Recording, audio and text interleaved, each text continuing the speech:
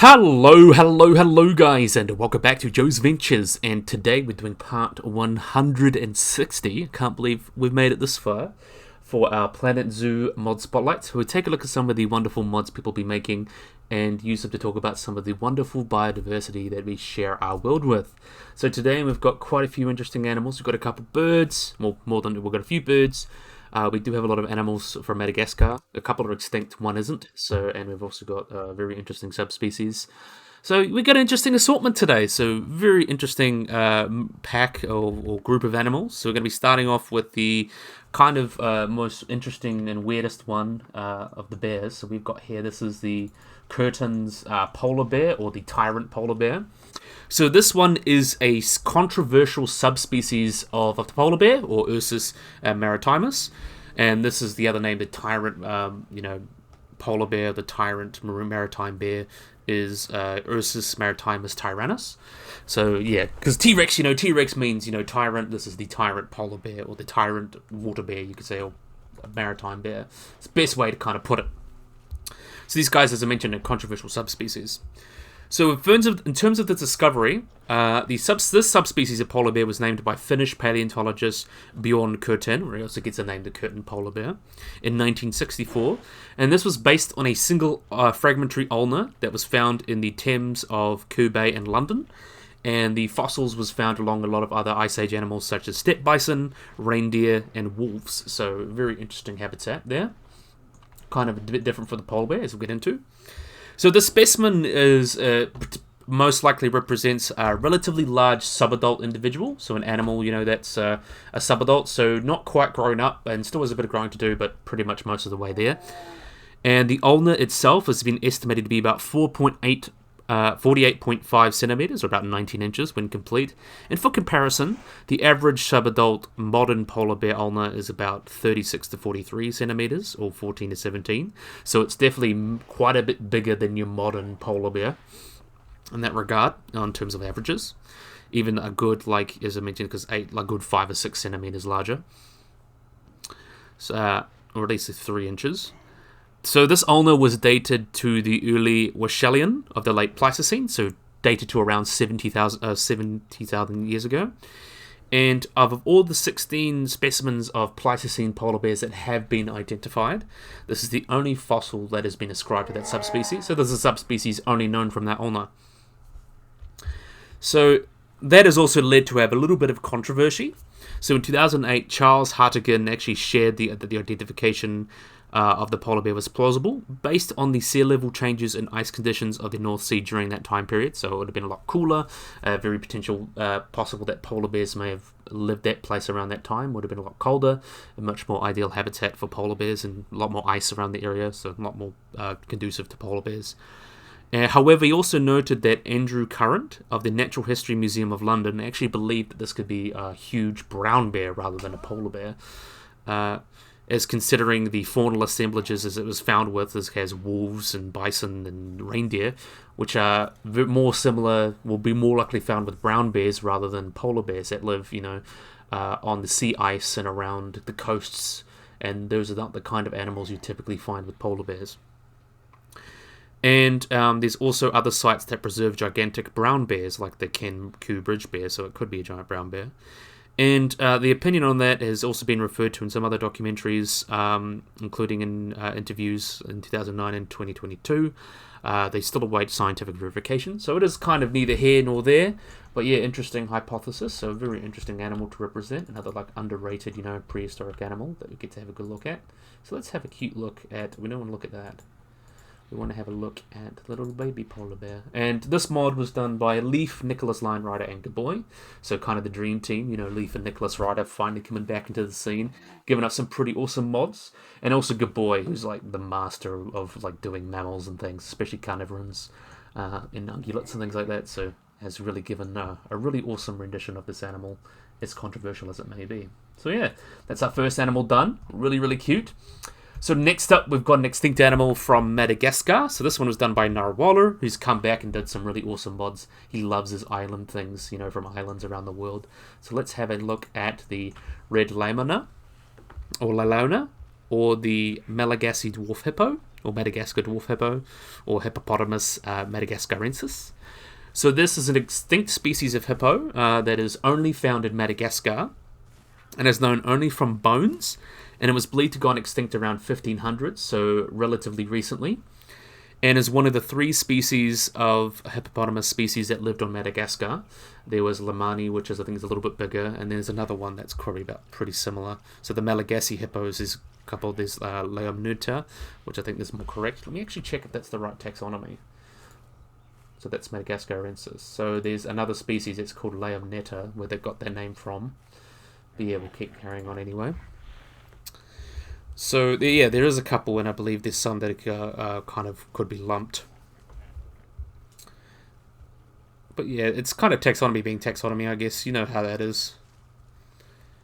So the Malagasy hippo, or the Madagascarensis, which is the one that's depicted here.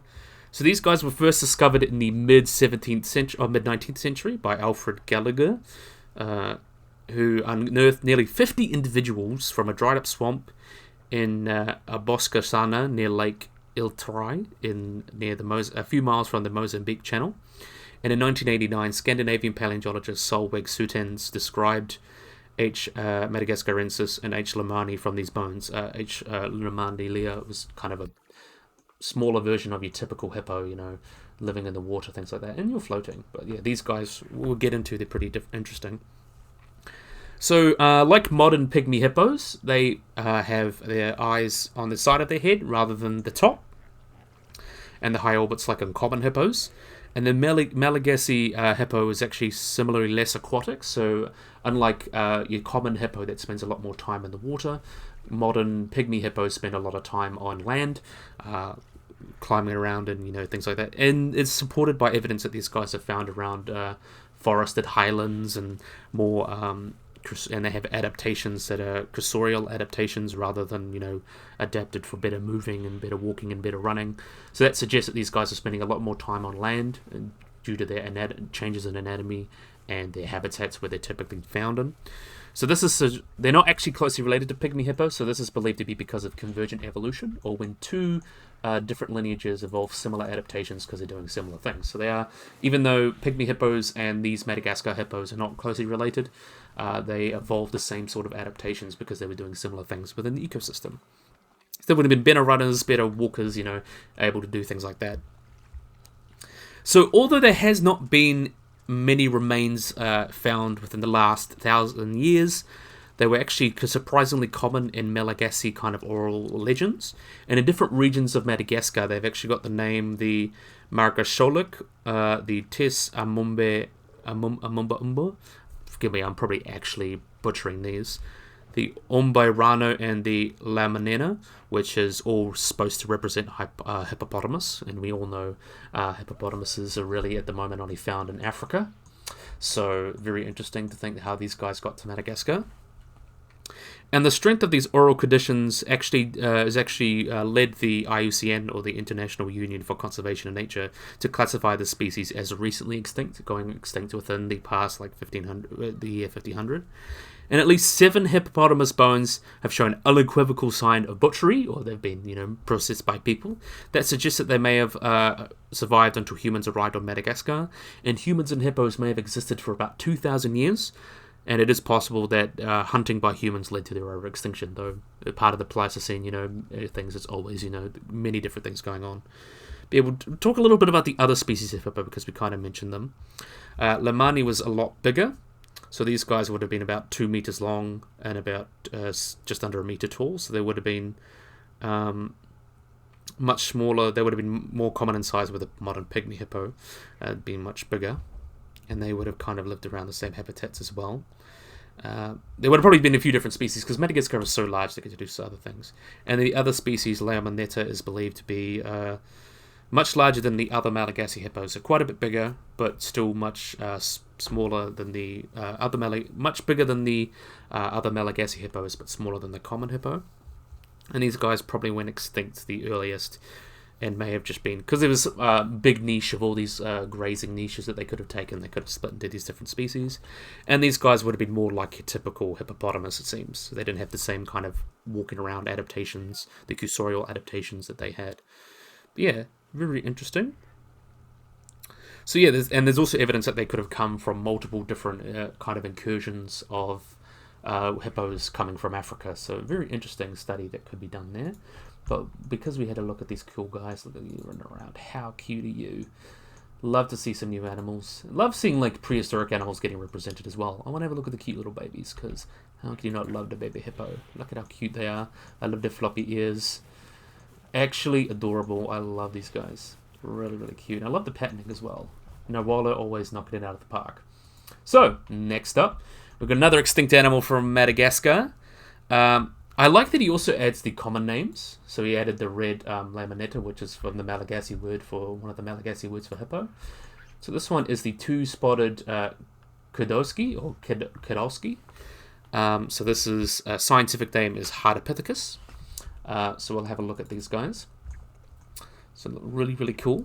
So Hardipithecus is a medium-sized extinct genus of lemur, or also known as a stepshirine primate. They live from Madagascar and includes the single species Hardipithecus stegoganthus.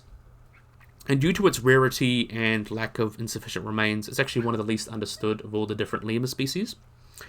And both it and Archaeolemur are considered a monkey or baboon lemurs due to their body plan, in addition actually being quite similar to modern baboons. And Hardipithecus itself has extended molars and a short, powerful jaw that suggests it was a predator of seeds, but also may have eaten grasses. So the etymology of their name is kind of the, as I mentioned, Archaeolemur, the monkey lemurs or bamboo lemurs, suggests that they were more similar ecologically to modern baboons. And the genus Hardipithecus comes from like stout, basically large ape, and or narrow kind of jaw or mouth. That's kind of where it comes from. So in terms of their classification and phylogeny, so Hardipithecus stegoganthus is characterized as a sole member of the genus Hardipithecus, and it belongs to the family Archaeolemuridae.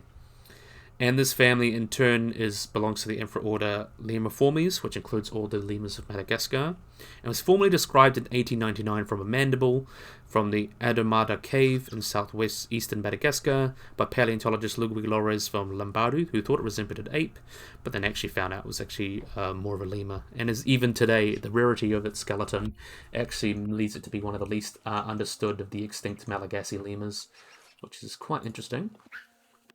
So based on its similarities with animals like that, it's thought to be a monkey lemur, and is actually thought to be sister group to the Indries, or the modern Indri, and the extinct sloth lemurs.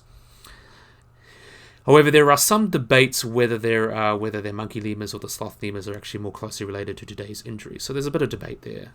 But the monkey lemurs have skulls that are most closely resembled the Indris, and their teeth was very specialized, unlike Indri teeth. And the sloth lemurs, on the other hand, had teeth like Indris, but very specialized skulls. And this matter was settled with the discovery of like Mesopithecus and Barbatica, which are two types of sloth lemurs that both had Indri-like skulls and teeth. And most recently, postcrania has been found in the early 2000s of Hardipithecus that suggests they were more closely related to lemuroids. However, DNA sequencing actually refined that, and they seem to be sister group status with Indris and sloth lemurs. So it kind of went round about it, but now we've confirmed that they're all, related to each other, which is quite interesting.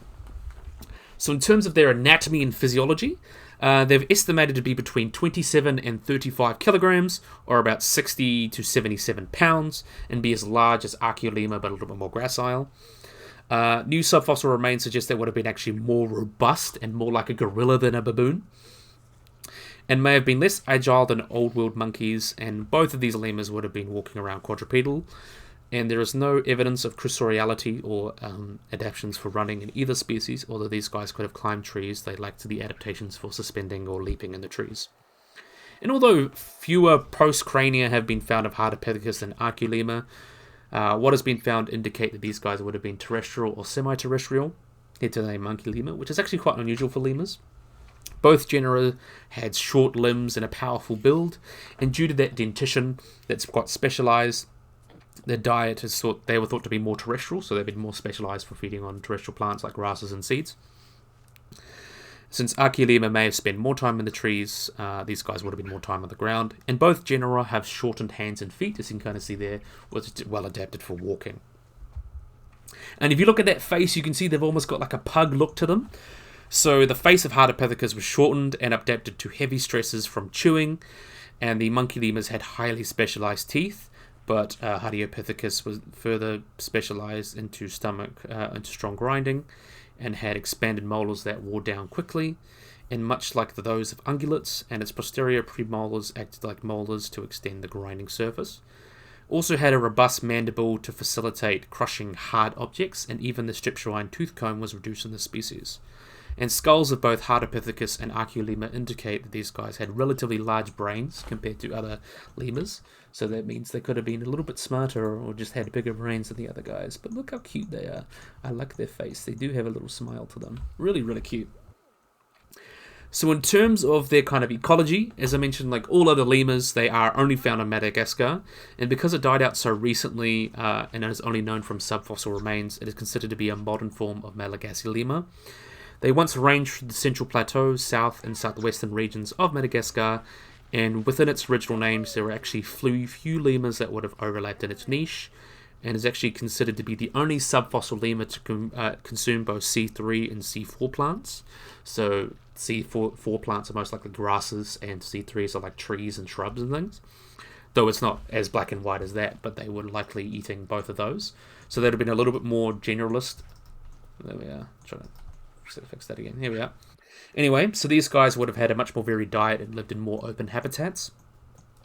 Its dentition and physiology actually suggest it was much like a Galada baboon in its locomotion and diet, so it would have been a manual grazer, so picking grass with its hands, and since their teeth were well adapted for grinding grasses and seeds. And microwear on the teeth, as well as overly large molars, indicate that it may have possessed hard objects like nuts and seeds, and being a seed predator. And most recent microwear suggests differences between Galada baboons and Hardipithecus. Essentially, they may have not have been a grazer, but strictly eating hard objects like seeds. Seeds and nuts and things could have been something they specialized on. And because of these low subfossil remains of the species, they are thought to have been rare and died out sooner than its sister species Archaeolema. But both disappeared shortly after the arrival of humans, and being a large terrestrial specialized grazer, they would have faced more pressure from domestic livestock, introduced pigs, and spreading human populations rather than their more generalized cousins. And the last record of this guy was kind of radiocarbonly dated to about 444 or 772 CE, so within the last few thousand years. So yeah, very interesting. Cool guy. Nice to see some renditions. It's really awesome to see like Nawala do all these cool renditions of extinct animals. I think he does a really good job of making them not look like weird animals. They look like just like a normal animal. I think he does a great job of that, not making them look like this weird monster thing. Really, really awesome. Do love Nawala's mods. Always a winner. Alright. So now we've got the Archaeolema done. Not Archaeolema, Hardipithecus. We're moving on now to another lemur, not an extinct one this time, so we're getting back into the modern animals. We've got the crowned shaaka, done by Leif and Nicholas Lion Rider. So let's have a look at this wonderful guy. How can you not love him? So this is Propithecus cornotanus. So this is a shaaka endemic to western Madagascar, and a part of the world where nature and its biodiversity faces enormous threats from humans, which is a bit tragic. And this is a species of lemur belonging to the Indridae family, and is comparable in size to the golden crowned shaaka at up to 1 meter in length, and which is about 47 to 57 centimeter long tail. So in terms of its taxonomy, it was actually believed to be a subspecies of either the Ventrux's shaaka or the von de Dirkman's shaaka, but now is considered a valid species based on a 2007 analysis of the cranium. And melanistic individuals have been observed in areas neighboring both these species, as potentially as a result of hybridization. And only 2 melanistic forms have been documented so far, like an intermediate and a dark one. So in terms of their size, they are a medium-sized shaaka, and they get to about 87 to 102 centimeters, so just over 1 meter long, with a 47 to 57 centimeter long tail, and 39.5 to 45.5 centimeters for head to body. Males weigh between 3.5 and 4.5 kilograms, and females weigh between 3.5 to 5 kilograms. So females are a little bit bigger. And they can be bearable, as I mentioned, the golden crown sifaka, von der Deckman's sifaka, and Ventrax's sifaka in size. These guys are characteristics, is kind of seen by the creamy white body, with tinges of golden brown around the shoulder region. Can't believe I'm mixing my words today. Is that an adult or a baby? Yeah, that's fine. So yeah, as you can see, the bit of gold going around there. Also, there's golden brown around its stomach region, upper chest, and kind of back, with a dark chocolate or black head. The dark grey face you can see is also hairless, except for a pale patch across the bridge of the nose. You can see that there. Crown sifaka colour variations often more found in more like lower regions of the Sifaka ranges between the Malahavo and Malabumbo rivers. And as mentioned, melanistic forms have been kind of found. In terms of their distribution and habitat, these guys are found in mangroves and dry deciduous forests, and riparian forests as well, in northwest Madagascar. Studies have shown that their range of its habitat inhabits forests between the Mastova and Belstaboka River, and extends south around to the Mahajona River, Mana River, and Tsesiamba River. The species haven't been recorded more southern than that, but that's kind of the southern limit of their range, where it meets with the Ventrix's sifaka. The total population size in 2014 was estimated to be between 4,000 and 36,000 individuals, at densities between 46 and 309 individuals per square kilometre, in different forest-sized groups, forest fragments, with an average group size of about 2 to 8 individuals per group. And estimates remain uncertain since only part of their range have been recovered so far, and they're thought to occupy about just under 5,000 kilometres squared in their range. And furthermore, they have been this has been assessed by the IUCN, and they are considered critically endangered because their population has declined about more than 80%, at least 80% within the last 3 decades. And it is expected to decline another 80%, so we're quite worried about this guy. In terms of its ecology, though, these are diurnal animals, so they're typically out during the day, just like us, and they spend the majority of their time resting, with the remainder mostly devoted to food. It frequents the upper stories of large trees and often found in tree crowns, and depending on the season, it feeds on younger mature leaves, ripe and unripe fruits, or greater quantities of flowers. This species is essential for the biodiversity of its habitat, since it's unconsciously and constantly working to restoring it, so they kind of spread around, pooping out seeds that start new trees. It's kind of a lot of animals do that. Group size is typically between 2 to 8 individuals and contains a balanced number of females and males, with one dominant female. In most lemurs, the females are the boss, not the males. One dominant female is found in each group. In social behaviour within groups, allocates more allo grooming than members, or antagonistic behaviour, as well as more scent marking and core localization. We'll have a look at the cute little baby as we get a chance. See if we can find a cute little baby. There we are, there's a juvenile, about the same size as the parents, but in whatever. Gestation or reproduction is seasonal, with gestation lasting about 5 to 6 months, and then estrus lasting about 4 months. Within the typical estrus period, a female may have 3 to 5 estruses per reproductive season, and reproduction in the crown sifaka has rarely been observed, though what little is known has been documented in the captive population at the Paris Zoological Park. However, it's known that the reproduction process is very low for the species, with females often having new offspring every 2 to 3 years. So now we'll talk about their conservation and why they are considered critically endangered. So in terms of their conservation, they have a very restricted range and fragmented populations as a major concern. So things like habitat destruction, forest fragmentation, slash and burn agriculture, court capture for the illegal pet trade, and illegal hunting are major threats to this population. These disturbances, plus with the slow reproductive rate, has caused them to decline. They are currently listed, as I mentioned, as critically endangered because of that, and they're thought to decline another 32% in the near future because of habitat fragmentation. This effects can be described as postponed impoverishment of the kind of forest conditions and resources essential for these populations. And some of the larger populations are luckily found in protected areas. However, much of their range actually remains unexplored and labelled as politically dangerous zones. So looking more in depth of these areas is really important for the long-term survival of the species. And conservation measures should be enforced if we want to preserve the colour variations of the species, and able to study to gain a better understanding on these fur pigmentations, but also the 2009 Malagasy political crisis led to lawlessness across Madagascar and ultimately led to the poaching of shaaka as food for delicacy in restaurants.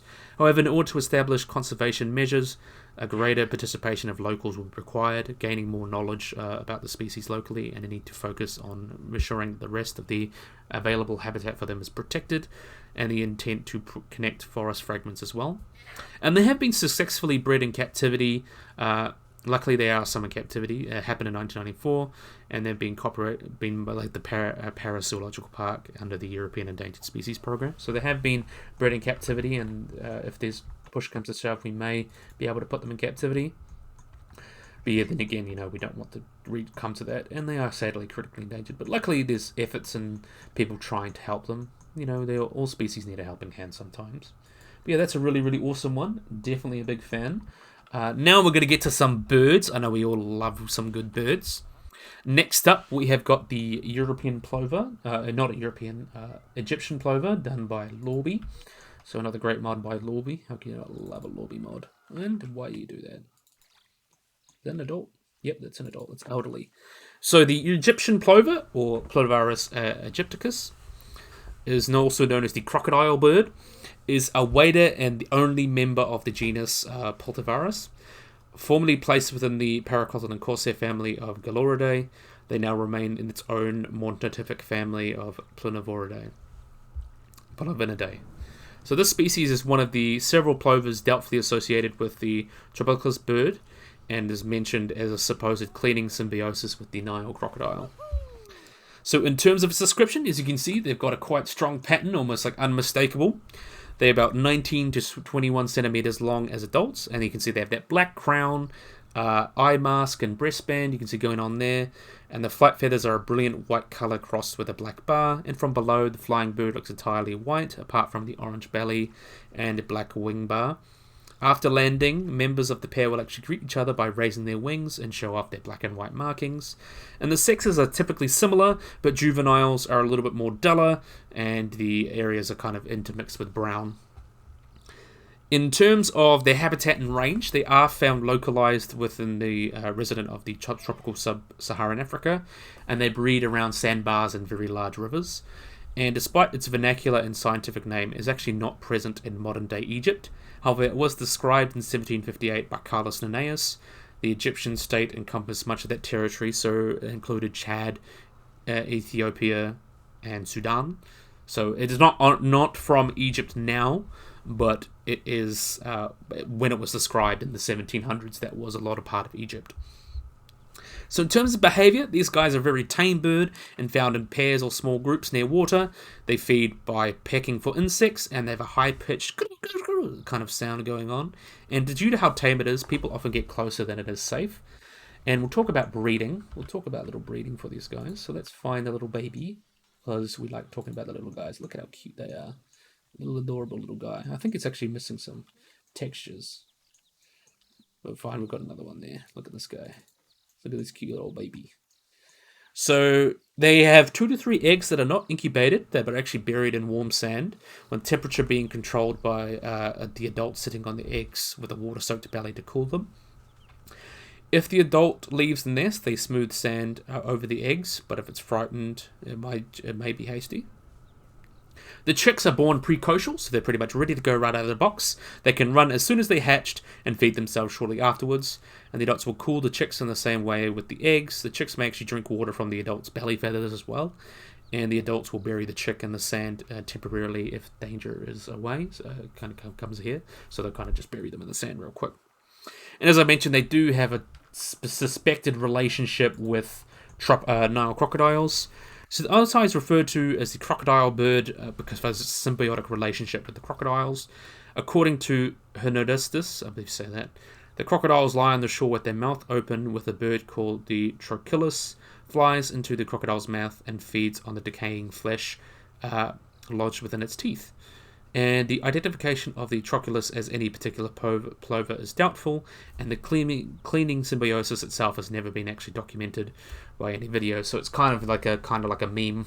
But we do see birds sometimes, hanging around when they've got basky mouth. But yeah, quite cool, eh? I like these little plovers. Very, very cute. I love seeing little birds.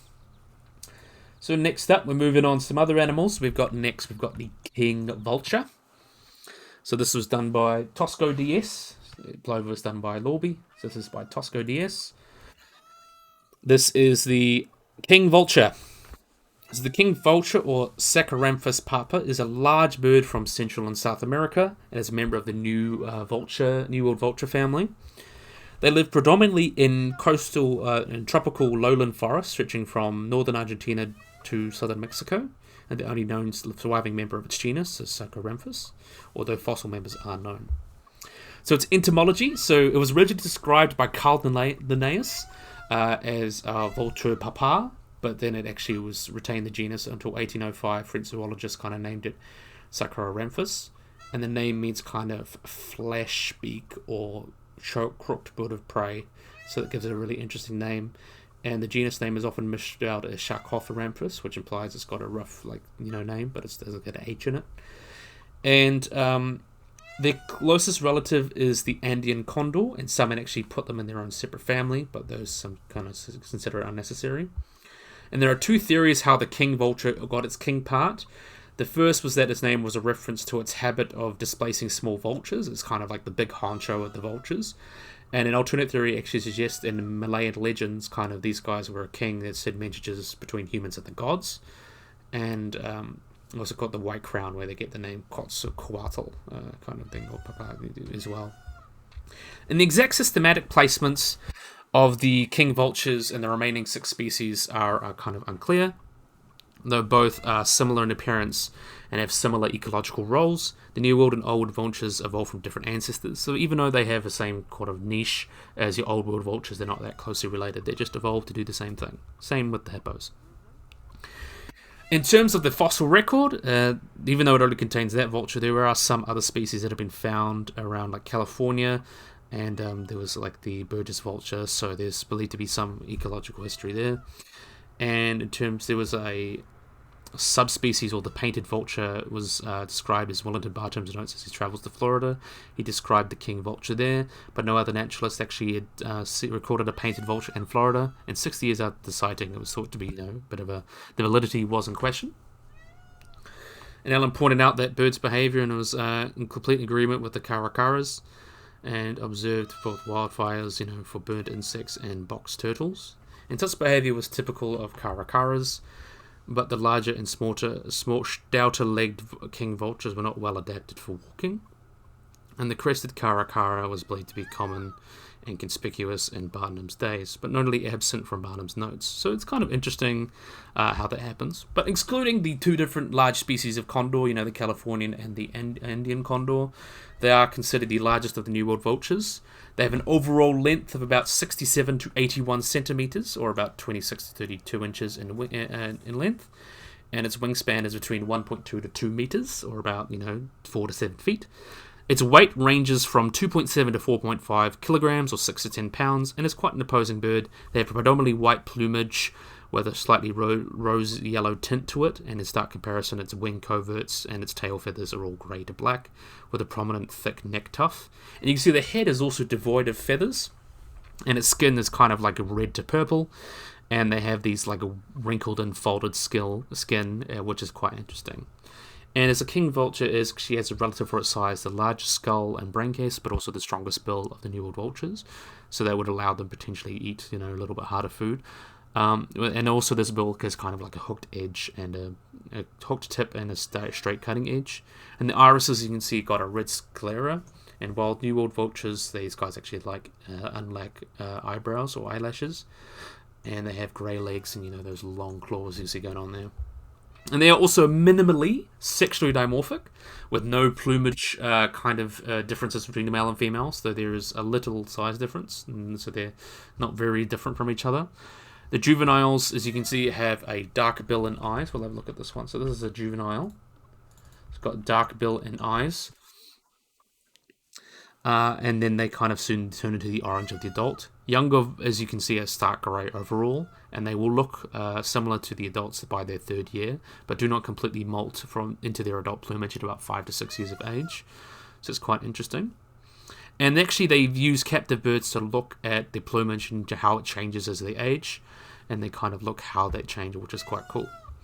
And the vulture's head and neck is an adaptation, as they're featherless, an adaptation for carrier hygiene, so they don't get bacteria or anything growing in their feathers, so they can eat carrion and not worry about that. And dark-plumaged immature birds may actually confused with turkey vultures, while adults can sometimes be confused with wood storks, even though they don't have that long neck and things like that. These guys do have quite a large range. They estimated to live about 14,000 kilometers around their range size, so that's 14 million square miles or square kilometers, so it's a huge range between southern Mexico and northern Argentina. They do not live west of the Andes, except in western Ecuador, northwestern Colombia, and Venezuela. They typically live in undisturbed tropical lowland habitats, but also savannas and grasslands and forests nearby. They're often seen near swamps and marshy places, and often the most numerous in lowland areas, but in the Amazon rainforest they are outnumbered by greater yellow-haired vultures, while typically outnumbered by turkey vultures and American black vultures and lesser yellow-headed vultures in open habitats. So they're less common in most of the habitats, a bit more generalist. And king vultures do not live above typically 5,000 feet, or about 1,500 meters, although they can be found in places 2,500 meters or about 8,000 feet east of the Andes, but they've been really recorded as 3,300 meters or about 11,000 feet. And they inhabit the emergent forest level above the canopy, and Pleistocene remains have actually found them in central Argentina, south of which is about 700 kilometers south of the current range. Suggests that it may have changed as the ice ages came and went, so their range would have been pretty plastic. In terms of their ecology and the behavior, like other vultures, they tend to soar for hours effortlessly and not really flapping their wings. And when in flight, they held with flat with slightly raised tips. And the distance of the vulture can appear to be headless while flying. The wing beats are deep and strong, and they've been observed flying in tandem with 2 occasions, which is quite interesting. Despite their size and coloration, they're actually quite inconspicuous when seen perched in a tree. While perched, they hold their head lowered and thrust forward. They're also non-migratory, and unlike the turkey, lesser yellow-headed American black vultures, they typically live alone or in small family groups. Groups of up to 12 birds have been observed drinking and pooling, but typically only 1 or 2 birds will be around a carcass, and at most about 10. King vultures themselves can live up to about 30 years in captivity, though a male from Sacramento Zoo and Queen Zoo transferred was over 47 years old, and Vivian, the female king vulture from Camera Park Zoo in Waco, Texas, turned 70 in 2022, and is actually the oldest known king vulture in an AZA accredited zoo, with their lifespan being unknown. The vulture will also use urohydrosis, which is defecating on their legs to lower their body temperature. And despite their bill and large size, they're relatively unaggressive at a kill, and they also lack a voice box, although they can make loud croaking and wheezing noises during courtship, or bill snapping noises when threatened. And really the only natural predators are snakes, which prey upon the eggs and young, and large cats may actually surprise an adult vulture at a carcass. So talking about their breeding, we'll have a look at the babies again. Let's have a look at the cute little babies. In terms of their breeding, the reproductive behavior of the king vulture is poorly known, and more knowledge has been gained by observing them in captivity. An adult king vulture will mature at about 4 to 5 years old, with females maturing slightly earlier than males. The bird may breed during the dry season, and the king vulture mates for life and generally lays a single unmarked egg in the nest of a hollow tree. To ward off predators, though, they'll keep their nest kind of very foul-smelling, and both will incubate the egg for about 52 to 58 days before it hatches, and if the egg is lost, it'll often be replaced after about 6 weeks. And the parents will share incubation and brooding duties until the chick's about a week old, after which they'll stand guard rather than brood. The young are semi-artificial, so they are helpless when born, but covered in downy feathers, but not truly naked, and their eyes are open at birth. In developing chicks quickly, the chicks are fully alert by their second day, able to beg and wiggle around the nest, preen themselves, and peck by the 3rd day. They start growing their second coat of feathers by day 10, and stay on their toes by day 20. And 1 to 3 months of age, they will walk around, explore the nest, and take their first flight at about 3 months of age. In terms of feeding, though, these guys, very typical of other vultures, they like to eat anything from cattle carcasses down to the corpses of monkeys and beach fish and dead lizards. In densely forest areas, they're actually likely to be included as many of the abundant sloths whose ranges largely, but also they're adapted to eating livestock. Principally, as well as carrion eaters, there have been isolated reports as them eating and killing injured animals. Newborn calves or even small lizards. Although they locate food by vision, the role smell plays and how specifically they find them has been kind of debated.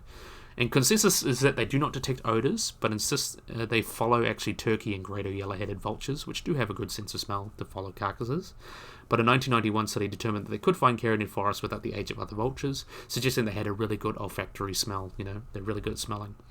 The king vulture will primarily eat carrion found in the forests, and is, though it's known to venture onto nearby savannas in search of food.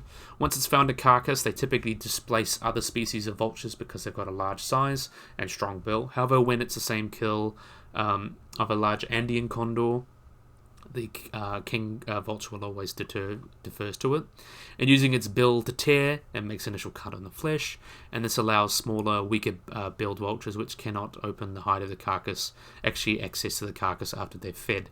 So basically, even though it looks like they're scaring them off, these guys get first dibs, but because they've got the strongest beaks, they're able to break apart, and then the other weaker vultures like the black vultures and the yellow-headed vultures, they actually get a chance to get more food because these guys, break up their carcass for them. And they have a rasp-like tongue, which allows them to pull flesh off of bones, and typically they only eat the skull and harder parts of the tissue of its meal.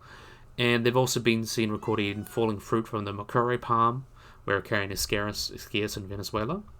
And in terms of conservation, they are luckily considered least concern. They have a large range and a wild population between 10,000 and 100,000 individuals. However, there is evidence that the population could be declining, although it's not significant enough to be caused to be listed, and this decline could be due to primarily habitat destruction and poaching. And although distinctive, the habit of perching in tall trees and flying at high altitudes makes them quite difficult to monitor.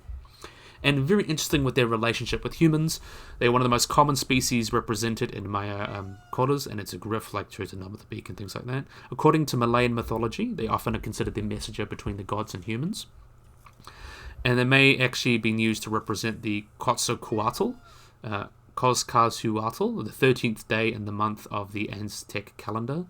And ocellated turkey's also been depicted, but the kind of hooked bill kind of suggested it's a raptor. And the bird's bone and feathers actually used to cure disease, and they became a popular subject for the stamps of countries such as El Salvador, Belize, Guatemala, Honduras, Nicaragua, and Bolivia.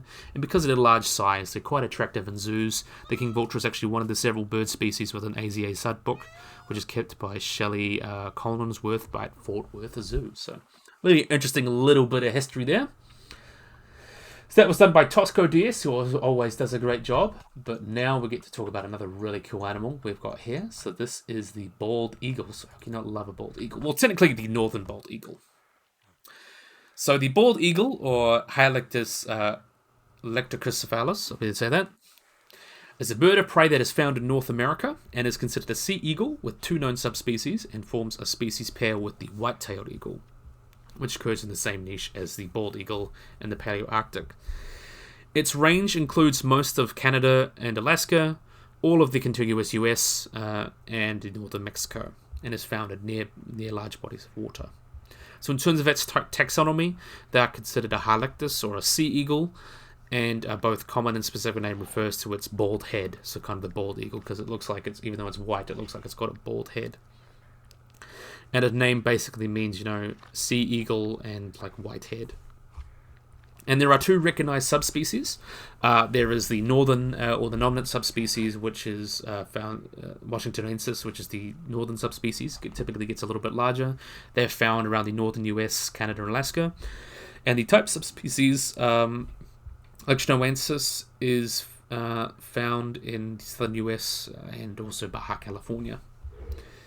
And they form a species pair with the white-tailed eagle of Eurasia, and the species pair consists of a white-tan head and, white-headed and a tan-headed species, roughly equal size. So they're related to each other, and they fill the same kind of niche in their respective ranges.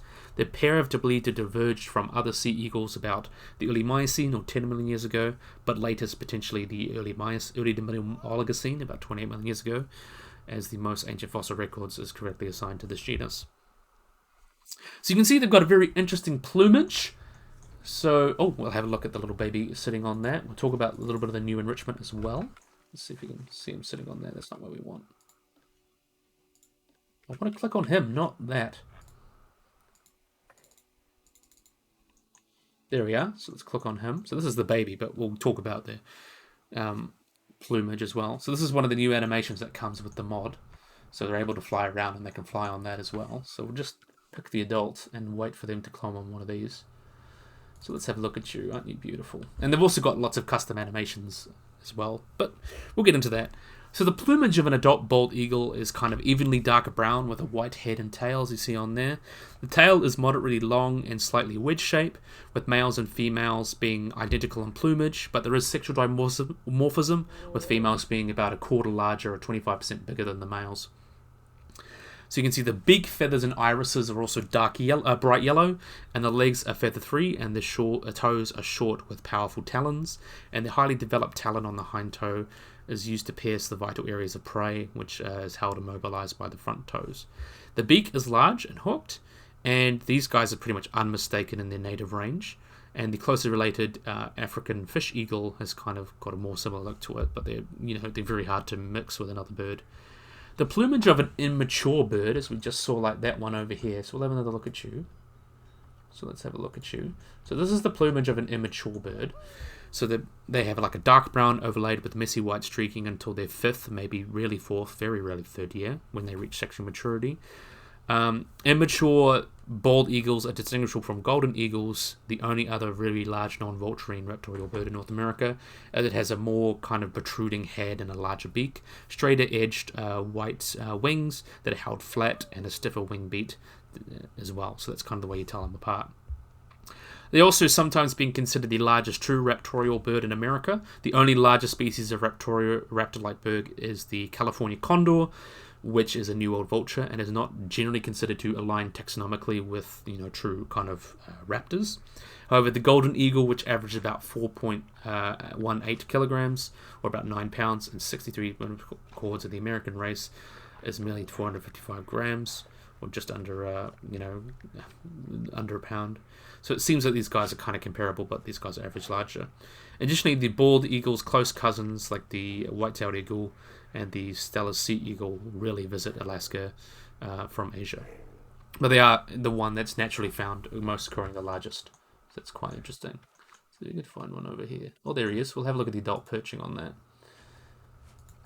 which is quite cool. Let's have a look at you. Look how amazing they are. Anyway, the bald eagle's body length is about 70 to 102 centimeters, or about 28 to 40 inches. Typical wingspan is about 1.8 to 2.3, or about 5'11" to 7'7" in inches, and normally weigh between 3 to 6.3 kilograms, or about 6.6 to 13 pounds. Females are on average about 25% larger than the males, averaging as much as about 5.6 kilograms or 12 pounds, while the average male is about 4.1. So the size of this bird will vary a lot because of Bergman's rule. So specifically, the further you get from the tropics, the larger they will be on average, because being large helps conserve body heat. For example, eagles in South Carolina are on average about 3.27 kilograms, or about 7 pounds, and about 6 feet 2 inches, or about 1.88 meters in wingspan, smaller than their northern counterparts. It really just depends on where you are. Average is larger the higher in altitude you go, or latitude, I mean. The largest eagles are from Alaska, with large females can potentially get to about 7 kilograms, or about 15 pounds, and a wingspan of about 8 feet, or about 2.4 meters. So it seems that, these guys would have normally, as I mentioned, higher latitude you go, the average, the bigger they'll get. So it kind of depends where you are. And they do have a characteristic call. One thing that you always hear in movies, that call that you hear of the bald eagle is not actually a bald eagle, it is the red-tailed hawk. But these guys have a call that's actually quite similar to a gull's call, and the call of young birds tend to be more harsh than the adults. But there is reports, of giant eagles around the place of like scaling up to 8.2 kilograms and things like that, but we don't know. It's one of those things. But as I mentioned, their range is quite wide. They covered most of North America, including most of Canada, the United States, and Mexico, and they're the only sea eagle endemic or only found in North America. Other habitats from the bayous of Louisiana to the Sonoran Desert in Quebec and New England, they are migratory. Northern birds are migratory, while southern birds are more resident, where they spend all year kind of in their breeding territories. At minimum population in the 1950s, they were largely restricted to Alaska, the Aleutian Islands, north and eastern Canada, and Florida. And in 1966 to 2015, bald eagle numbers have increased substantially throughout winter in their breeding ranges. And in 2018, the species nest in every continental state in the United States and Canada. So I'll get into these guys are a great conservation success story. We'll get into that. The majority of bald eagles in Canada can be found in British Columbia, and while there are large populations around Alberta, Saskatchewan, Manitoba, and I can't say the other one, Ontario or something like that, whatever. The bald eagle also concentrates in certain locations during the winter. From November to February, there's about 1 to 2,000 birds at winter in Squashmouth in British Columbia. It's quite interesting. And they have been described as a vagrant twice in Ireland. A juvenile was shot illegally on January 11th, 1973. That was misidentified as a white-tailed eagle.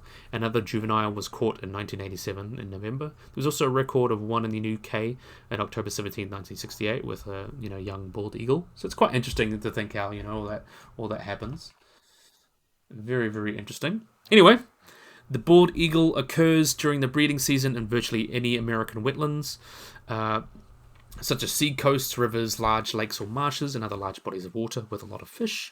And they seem to prefer bodies of water with a circumference greater than 11 kilometers and an area greater than 10 kilometers, which is optimal for breeding bald eagles. I might lower this down a bit so we get a chance to actually see them fly.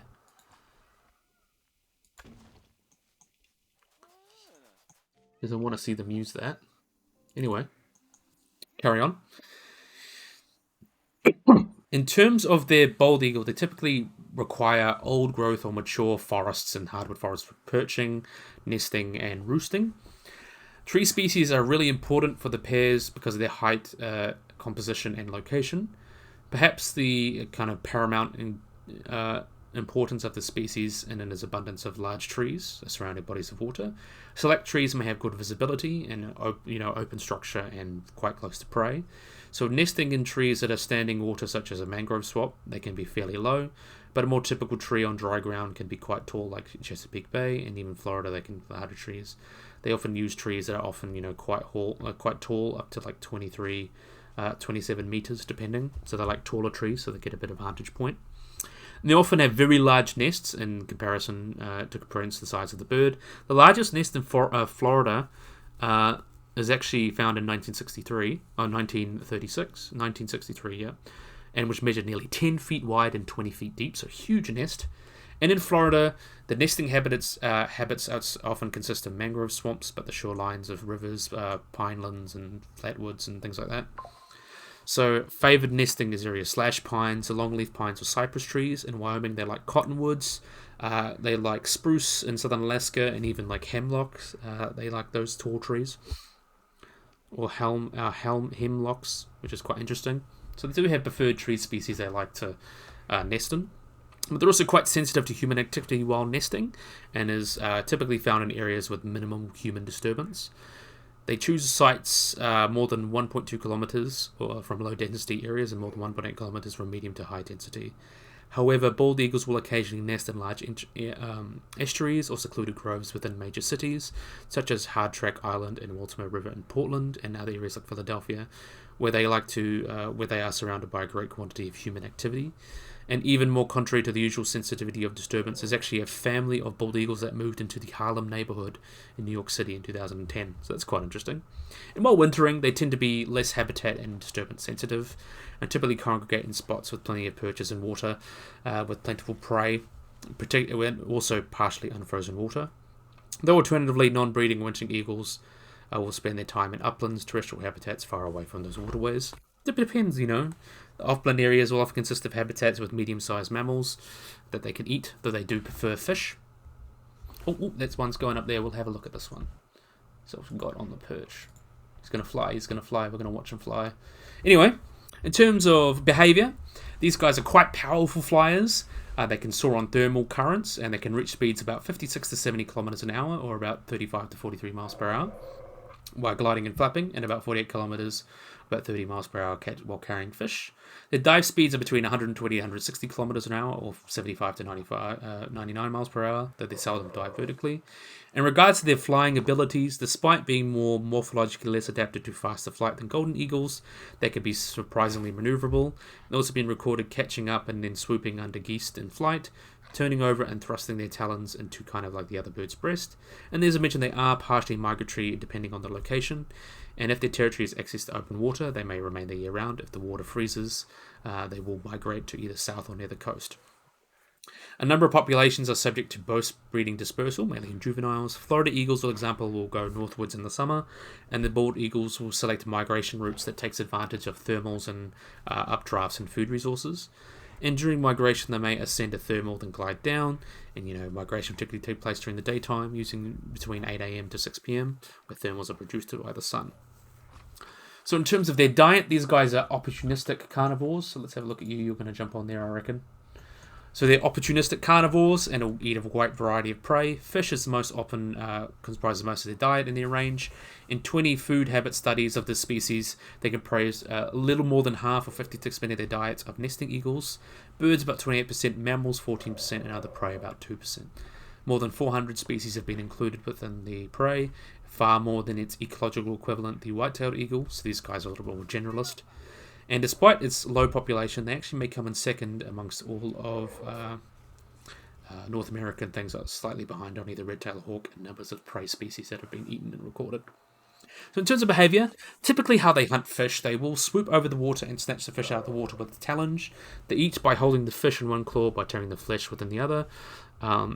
Eagles also have structures on their toes called spiracles that allow them to grasp fish, with ospreys also having this adaptation. They may occasionally be attacked in flight, with prey up to Canada geese being attacked and killed mid-air. And it's been estimated that the gripping power of the broad eagle is 10 times greater than a human's, and they can fly with fish at least equal to their weight flying, but if the fish are too heavy to fly, they may end up dragging it into the water. Bald eagles can also swim, and in some cases they drag the catch the shore with talons, but they often can drown or succumb to hypothermia. Many sources claim as well that they cannot actually take flight carrying prey more than half their body weight unless it's aided by favourable weather conditions. On numerous occasions though, when large prey such as large fish, including mature salmon or geese, have been attacked, they've actually been seen to make contact and then drag their prey in a semi-laborious kind of low flight as they kind of get their way there. But when food is abundant, they actually will kind of fast for several days, and if food becomes unavailable, though occasionally they'll actually hunt cooperatively, eating things like jackrabbits or herons, with one disturbing them and the other ambushing them. And when hunting waterfowl, they tend to fly at their target and then dive repeatedly, hoping to exhaust the victim before they eat. And to attain much of their food, they actually are called kleptoparasites, will often steal prey away from other predators because they're larger, and because of this they're often viewed negatively by humans. But thanks to their superior foraging abilities, adults are generally more likely to hunt live prey than immature ones, who obtain most of their food through scavenging. And they're not very selective with conditions origin, whether provided by humans, whatever, they will just eat what they can get pretty much. In terms of their diet, as I mentioned, fish. So some areas they'll eat a lot of, up to 90% of their diet can be fish, and they'll eat all sorts of different fish, such as pink salmon, sockeye salmon, chinook salmon, laces, common carp, third-filled shad, eels, millet, trout, so they've got a very varied diet in that regard. And the fish taken will vary in size, but the bigger the eagle, the larger the fish. So they can take up large fish, about 20 to 75 centimetres, or about 7 to 29 inches, and prefer fish that are about 14 inches in length. So they will take pretty big fish. Even the much larger marine fish have been recorded, like lemon sharks and Pacific halibut or muskellunge as well, have been recorded, being eaten by them. And big fish, benthic fish, have been usually consumed after they die and float to the surface. So they can eat things like catfish as well. And they leave the predators that leave scraps after the kill, such as bears, foxes, and wolves. They will kind of come and be scavenged by eagles potentially after that. In terms of birds, though, their next kind of lot of prey that they'll eat is kind of waterfowl. They'll feed on mallards, western grebes, American coots are most preferred by them, but also black ducks, common edges, and cormorants will also be food as well. And due to the easy access of these species, they'll kind of go down and grab them as well. And actually, some portions of the North Pacific, they have historically preyed on mainly cave-dwelling fish and sea otters, so they have been known to eat sea otters, but also eat like storm petrels And while they usually target smaller to medium-sized seabirds, they will feed on gulls, pelicans, grouse, geese, and Canada geese, and even whooping cranes. They have been seen to chicks of things like whooping cranes and sandhill cranes have been seen being taken by young eagles, and they'll often scavenge and scare other birds off prey, such as owls and red-tailed hawks and falcons and goshawks and vultures.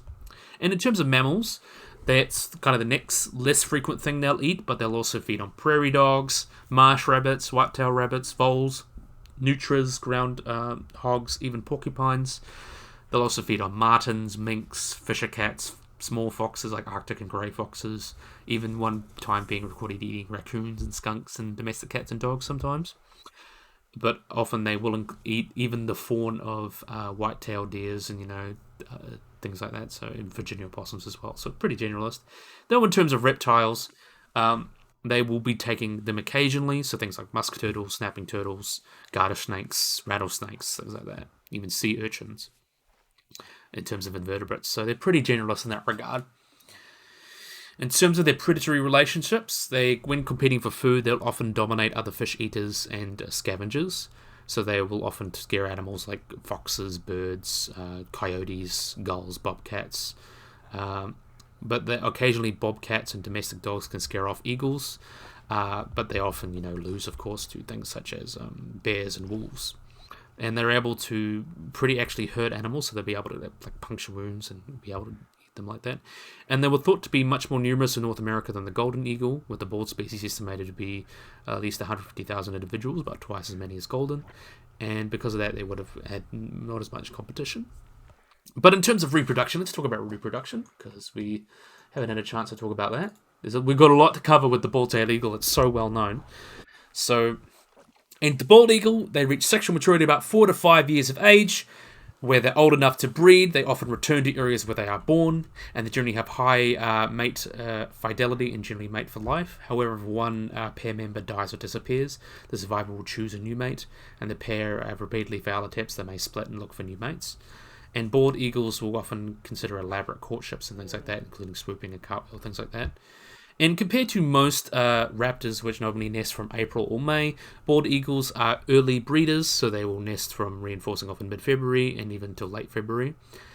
Incubation usually mid-March to early May, with eggs hatching from mid-April to early May, and the young will fledge from late June to early July. The nests are the largest of any bird in North America, and is used repeatedly over many years for new material being added. And they eventually be up to 4 meters or 13 feet long, and 2.5 meters, 8 feet across, and weigh up to a metric ton, so they get quite huge. And in different areas, obviously, they will obviously use different things. They'll nest on cliffs, some areas large trees and cactuses, depending on where you are.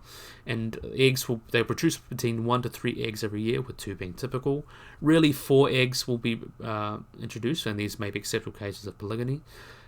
Eggs in captivity, eagles in captivity have been capable of producing up to 7 eggs, though it's rare that all 3 chicks will survive. The oldest chick will often have the advantage and will be the one that was most likely to survive. However, nearly half of all bald eagles will actually produce 2 fledglings, and unlike some other species, their second fledgling is actually typically observed in less than 20% of nests, so typically there'll only be one. This young little eaglet will gain up to about 170 grams or about 6 ounces a day, the fastest growth rate of any North American bird. They'll pick up and manipulate sticks, play tug-of-war with each other, and practice holding things in talons. Typically about 8 weeks of age, they will be strong enough to flap their wings and lift their feet off the platform and fly. The young fledge from anywhere from 8 to 14 weeks of age, but will remain close to their parents for a further 6 weeks. Juveniles will start dispersing away from their parents about 8 weeks after they fledge, and that can depend on where they are, but on rare occasions they've been seen to adopt other fledglings. Like they've even adopted like a young red-tailed hawk, which is quite cute. And they've got quite cool sized eggs. The average kind of egg size is about 73 millimeters, or about just under 3 inches long. Though there is variance, as I mentioned, between differences between different ranges. Some will have bigger eggs, because they have such a huge range. In terms of their longevity, though, the average lifespan is about 20 years, with the oldest confirmed to be about 38 years. Though in captivity, there is a captive individual that lived about 50 years, and there have been all sorts of ways of recording that. But most non-human mortality involves nestling in eggs. So if it's not killed by a person, it can be about 50% of eagles will survive their first year. So you've got a 50-50 chance of surviving your first year, pretty much. However, in Chesapeake Bay, a number of egg mortalities like collapses, starvation, things like that.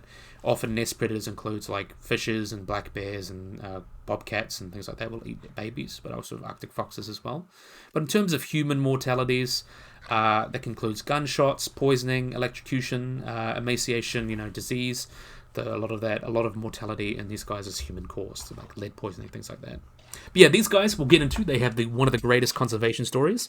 So once a common sight around the continent, they were greatly affected by DDT, which was a type of pesticide that kind of accumulates in the eagles' bodies from lower in the trophic level, and then that caused their shells to be quite it's like they interfered with the calcium that they could metabolize, and that caused their shells to be quite thin. So that means there were a lot less babies being born. Even like sometimes sitting on the eggs would break them. So it was estimated by the early 18th century there was about a population between 300,000 to 500,000, but by the 1950s there was only 412 nesting pairs across all of the US. Another factor is believed to be loss of habitat, illegal shooting, and legal shooting too. And some estimates there were about 70,000 bald eagles in Alaska had been shot. So all of this kind of really declined their habitats, and just everything just kind of went really down and caused them to be quite endangered. And they were the first species protected by the US and Canada by the 1918 Migratory Bird Treaty, and allowed to extend to all America with the Bald and Golden Eagle Protection Act. So that all protected them. So they declared endangered species in 1967. With amendments in 1940 and in 1962, getting rid of pesticides. So in 1972, DDT was completely banned in America, with DDT being banned in Canada in 1989. So it has been completely banned now. And with regulations in place and DDT bans, basically this population rebounded so quickly. The bald eagle can now be found in large bodies of water all around the world, all around America now. So the estimated population in the early 1980s was about 100,000 individuals around there, and it's believed the modern populations has really grown a lot. And they were officially removed from the endangered species list by 1999. So they are considered pretty much completely recovered. So they've now considered least concern. And even some populations have been considering them a pest. So that's quite interesting. There are killing permits now, so you can legally go kill them permanently. On a permit. But yeah, they're a great conservation story. So we actually just that little bit of help has allowed their populations to rebound, and now is believed to be at least 100,000 individuals from the 1980s. So potentially it could be a lot more now, which is quite awesome. And in terms of in captivity, there are permits that you can keep bald eagles in captivity, and they've kept them for falconry. And as long as you have a aquatic equation, you can have them. But in terms of their cultural significance, they are considered, a very important role. They're a sacred bird, and their feathers are used a lot for religious and spiritual customs and by Native Americans. And there's protection so you can collect them, but not so much. And then they're often the symbol of America. Your bald eagle. You think, all the videos and stuff like that. On the flag you can see bald eagles. So they're quite popular culture as well. But yeah, really, really cool. Definitely love these guys. So yeah, this is a great cakes mod. She did a really awesome job. Or they did a really awesome job. I don't mean to misgender, but yeah, did a really awesome job. So you can see as well here, we've got, really awesome mod. And we can see these little extra things here. So these are actually blueprints. So you can download them from, use Steam. So these could actually allow these new animations as well, since Great Cakes Mod have added a bunch of new animations. But yeah, really, really cool. Definitely a big fan. So, yeah. This one, I forgot the names of them. You'll be able to see them on their Nest page. So this is kind of on the Nexus page. But yeah, you're going to download these so you can get all those extra animations and things. So yeah, really did an awesome job with that and all those new animations. Definitely love them. So, yeah, I really, really, really hope you guys have enjoyed this video. Hope you guys like and subscribe. Always remember to get the little bell icon to get notified below anything. So yeah, if you guys enjoyed this video, hope you guys like and subscribe, and bye-bye.